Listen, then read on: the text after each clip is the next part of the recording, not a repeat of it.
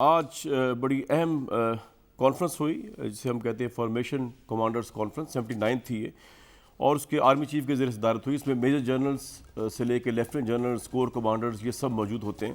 اور اس کانفرنس کا جو اعلامیہ ہمارے سامنے آیا اس کے مطابق جتنے بھی شرکا تھے اس کے اندر پوری پاکستان فوج کی ایلیٹ تھی، کور کمانڈرز تھے، جنرلز تھے۔ انہوں نے پاکستانی فوج کے خلاف جو پروپیگنڈا مہم شروع ہوئی ہے اس کا سخت نوٹس لیا۔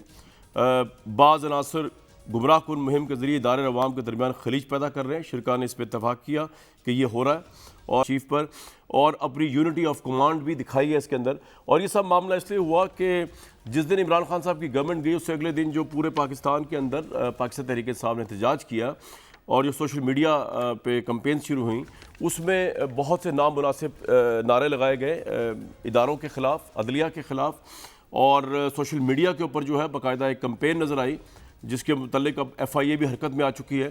اور ان تمام چیزوں کے کانٹیکسٹ میں اگر آج آپ عمران خان صاحب کی ایک سٹیٹمنٹ دیکھیں جو انہوں نے پشاور کے جلسے کا ریکارڈ اعلان پیغام بھیجا ہے عوام کو، وہ بھی بہت انٹرسٹنگ ہے اس کو دیکھنا، اور بہت سے لوگوں کے نزدیک بہت ڈینجرس بھی ہے۔ ذرا سن لیں پہلے انہوں نے کہا کیا۔ بڑی سازش کے تحت ہماری قوم کے اوپر مسلط کی گئی ہے۔ اپنی آزادی کی حفاظت، اپنی جمہوریت کی حفاظت قوم کرتی ہے، کوئی اور اس کی حفاظت نہیں کرتا، کوئی فوج نہیں حفاظت کر سکتی، کوئی باہر سے قوت نہیں مدد کر سکتا۔ ہم سب نے مل کے پوری تحریک چلانی ہے کہ فوری طور پہ پاکستان میں الیکشن کروایا جائے۔ قوم کی آزادی کی حفاظت اور جمہوریت کی حفاظت فوج نہیں کر سکتی، یہ پاکستان تحریک انصاف کے ورکرز کو انہوں نے پیغام دیا ہے کہ یہ انہوں نے کرنا ہے، قوم نے کرنا ہے۔ اس کے جو سچویشن ہے، obviously عمران صاحب جو ہے فوراً الیکشن چاہتے ہیں۔ پشاور میں وہ کل خطاب کریں گے عشاء کی نماز کے بعد، اور وہ اسی معاملے کو آگے لے کے جائیں گے۔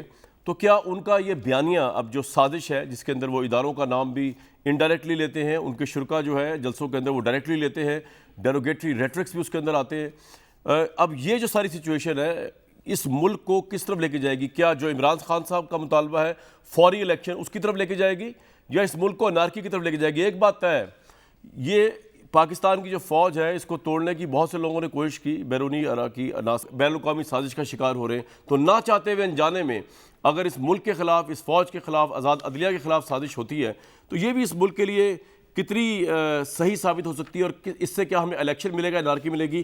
علی نواز ایوان صاحب، یہ ایکسپیکٹیشن تھی کہ آج جب وہ قوم سے اپنا خطاب یا پی ٹی آئی ممبرز کے لیے جو خطاب دیں گے پرائم منسٹر صاحب، اس میں وہ کنڈیم کریں گے جو پی ٹی آئی کا ریئیکشن تھا، آپ لوگوں کا بڑا تگڑا ریئیکشن تھا پنڈی میں، کراچی میں، لاہور میں، دیر میں، وہاں پہ جو اداروں کے خلاف نعرے بازی ہوئی، لیکن پرائم منسٹر نے تو یہ بات کہہ کے کیا میسیج دیا؟ آپ ہمیں ذرا سمجھائیں کہ جمہوریت اور ملک کی حفاظت فوج نہیں کرے گی بلکہ قوم کرے گی۔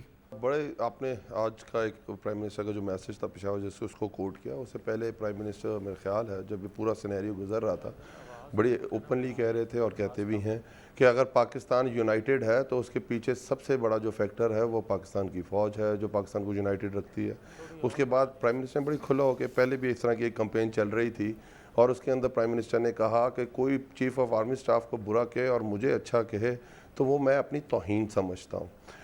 یہ بڑی کیٹیگوریکلی پرائم منسٹر صاحب کہہ چکے ہوئے ہیں۔ بٹ آپ ادھر سمجھیں، آپ جس بات کہہ رہے ہیں جو لوگ نکلے کال کے اوپر پورے پاکستان میں، اس کے اندر تو سرونگ ہمارے آرمی پرسنلز بھی تھے، نیول پرسنلز بھی تھے، کئی لوگوں سے میں ملا، کئی ریٹائرڈ آرمی پرسنلز تھے، نیول پرسنلز تھے، اور وہ نکلے کیوں تھے؟ دیکھیں جہاں آپ کہتے ہیں انٹرنل نہیں، آپ کہہ رہے ہیں سرونگ آرمی پرسنلز ایک پولیٹیکل پروٹیسٹ میں تھے۔ علی نواز ایوان صاحب یہ ذرا کلیئر کر دیں۔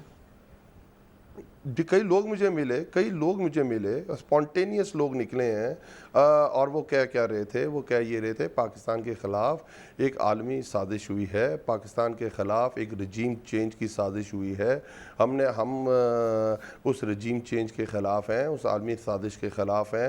جس طرح پاکستان کو وہ چاہ رہے ہیں کہ پپٹ کی طرح چلایا جائے، جس طرح 70 سال پاکستان پپٹ کی طرح چلتا رہا، پاکستان کے اندر ڈرون اٹیکس ہوتے رہے، 450 ڈرون اٹیک ہوتے ہیں، چاہے وہ ڈکٹیٹرشپ کا ٹائم تھا، چاہے وہ اچھا علی نواز صاحب ایک بات بتائیں کہ یہ جو آپ کہہ رہے ہیں لوگ نکلے عالمی سازش، رجیم چینج اور پپٹ کے اوپر، یعنی کہ اگر عمران خان پاور میں نہیں ہوں گے تو جو بھی گورنمنٹ آئے گی وہ پپٹ ہوگی، وہ عالمی سازش کا حصہ ہوگی، وہ اس ملک کی غدار ہوگی، یعنی کہ آپ کا اب یہ نیریٹو ہے؟ سوال ہے میرا آپ سے۔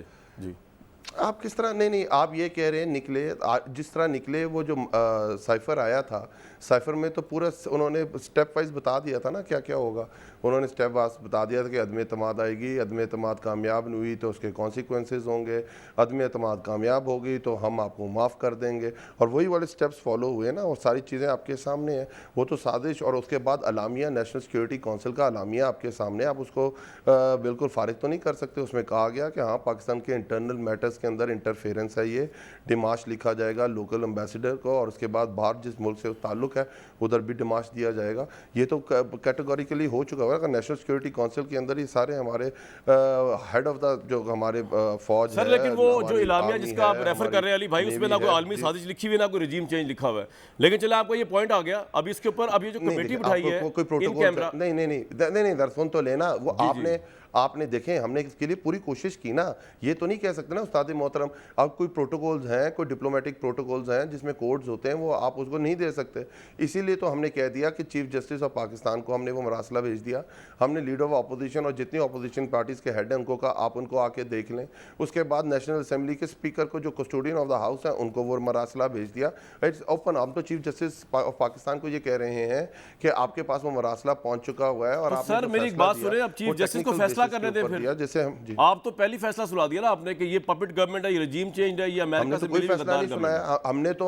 ہم تو رجیم چینج ہے, ہم تو یہ کہہ رہے ہیں. اگر آپ کو یہ فیل نہیں ہو رہا, آپ کو یہ ریلائز نہیں ہو رہا, علی بھائی بات یہ ہے کہ نہیں, میں صرف آپ سے ڈیبیٹ کرنا چاہ رہا ہوں. آپ رجیم چینج ہے, پاکستان کی عوام تو دیکھیں نا, ہم جب کال ہوتی ہے اس میں پولیٹیکل ورکرز نہیں کرتے. یہ تو اتنا سپونٹینیس تھا, اتنا سپونٹینیس تھا. سر میری بات سنیں, رجیم چینج میں سر رجیم چینج ہوئی ہے, I agree with you, regime change ہوئی ہے. لیکن جن لوگوں نے رجیم چینج کی ہے, جو آپ کے اتحادی آپ کے ساتھ نہیں رہے, جس کے بعد آپ کی میجورٹی لوز ہو گئی, ان کے پاس تو آپ اس مراسلے کے بعد سازش پتہ چلنے کے بعد بھی آپ جاتے رہے, راتوں کو ملتے رہے, ان کو کہتے رہے جو چاہے لے لیں. گورنر اسماعیل جا کے کہتے رہے ایم پیوں کو جو چاہے لے لیں. تو یہ تو رجیم چینج آپ کی اس طرح ہوئی ہے. ادروائز اگر آپ کوئی ثبوت ہے تو دکھائیں. لیکن یہ ان کیمرہ سیشن جو ہو رہا ہے اس کو آپ نے بائیک آؤٹ کر دیا, جس میں دودھ کا دودھ پانی کا پانی. مجھے پھر یہ بتائیے گا, بالکل ٹھیک بات ہے استاد محترم. تو مجھے بتائیے کہ الائز کے پاس 2 مہینے پہلے تو ساری چیزیں بالکل ٹھیک تھیں. اب لیجسلیشن کر رہے تھے, 33 بل آپ نے پاس کرائے تھے جوائنٹ سیشن کے اندر. الائنس آپ کے ساتھ کھڑی تھی, بالکل کھڑی تھی, اور ہر جگہ آپ کے ساتھ انہوں نے ووٹنگ میں شرکت. تو ان 2 مہینوں میں ہوا کیا؟ کامران بھائی مجھے بتائیں کہ کیا ہوا. کیا پاکستان میں جو ڈو مور کہا تھا اور کو نو مور کہہ دیا تھا, یہ ایشو ہوا تھا؟ پاکستان نے ایبسولوٹلی ناٹ کہہ دیا تھا فوجی اڈوں پہ, یہ ایشو ہوا تھا. حرمت رسول کے لیے پرائم منسٹر کھڑے ہو گئے تھے اور انہوں نے کہا تھا پوری جنگ میں اس کی ذمہ داری لیتا ہوں, اور اسلامو فوبیا کے خلاف یونائٹڈ نیشنز میں قرارداد پاس کی تھی, اسرائیل کو تسلیم نہیں کیا تھا. تو کیا یہ تو بہت پازیٹیو چیز ہیں. کورونا سے ہم نبرد ازما ہوئے تھے, اکانومی آپ کی 5.6% پہ چل رہی